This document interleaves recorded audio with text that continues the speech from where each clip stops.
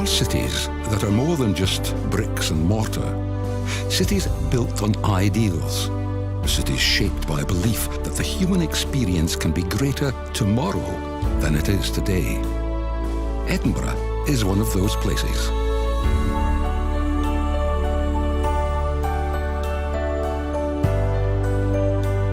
Graced with over 4,500 heritage-listed buildings, the Scottish capital is one of the world's most beautiful cities.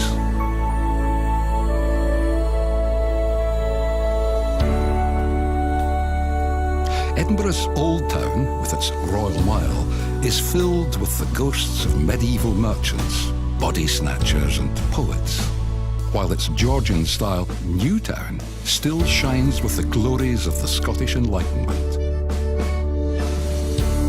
Edinburgh is studded with lofty crags and spectacular gardens, and throughout the year hosts parties and festivals like no other. To see Edinburgh in all her glory, walk, ride, or even climb to Arthur's Seat, the highest of the city's 7 peaks. Some historians believe that this peak was the site of King Arthur's legendary castle, Camelot, which is hardly surprising, as Edinburgh has been at the clashing crossroads of history for millennia. Nearby, on another volcanic crag, rise the battlements of Edinburgh Castle, the very symbol of Scotland itself. Over the last 11 centuries, this castle has been laid siege to 26 times as opposing clans, kings, and countries battled with broadsword and cannon. But still it stands, a testimony to the indomitable spirit of the Scots.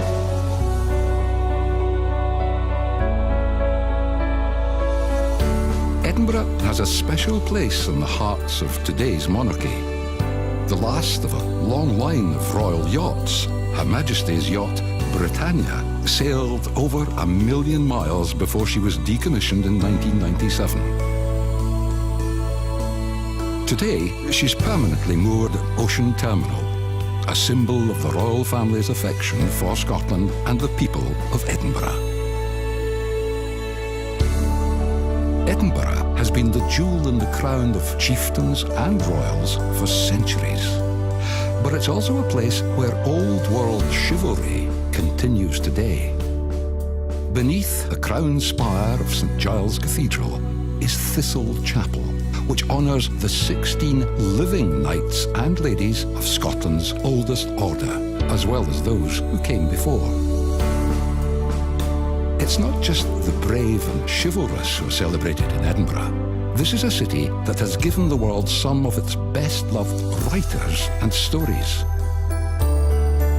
In Princes Street Gardens rises the world's largest monument to a writer, dedicated to Sir Walter Scott, who penned epics such as Ivanhoe and Rob Roy.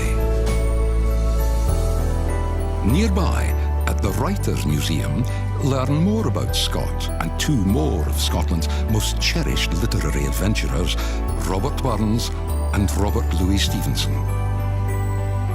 Edinburgh continues to cast their spell over contemporary writers too. J.K. Rowling wrote the first 2 of her Harry Potter series in cosy old town nooks such as the Elephant House Cafe. But history and literature aside, perhaps the greatest gifts that Edinburgh has given humankind is in the field of knowledge, which once earned the city the title the Athens of the North. For over 4 centuries, the University of Edinburgh has given us intellectual giants such as Charles Darwin, David Hume, and Alexander Bell.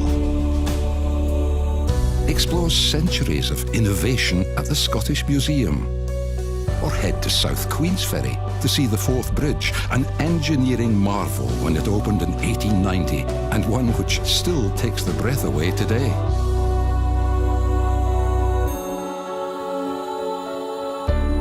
Knowledge and beauty go hand in hand at the Royal Botanic Gardens too.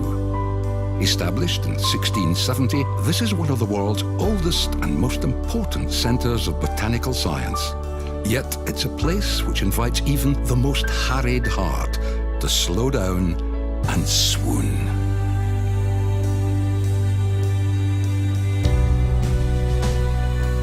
Beauty is honoured at every turn in Edinburgh, whether it be the elegant interiors of the Georgian house, the priceless treasures within the Scottish National Gallery, or the simple flower boxes which adorn the city's pubs.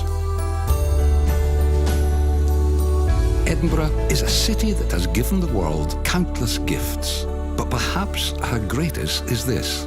She shows us that all parts of the human experience, the sciences and the arts, the past and the present, the sacred and the light-hearted, all have equal value. And that when brought together, these things can create a beauty, a state of mind, a city like no other.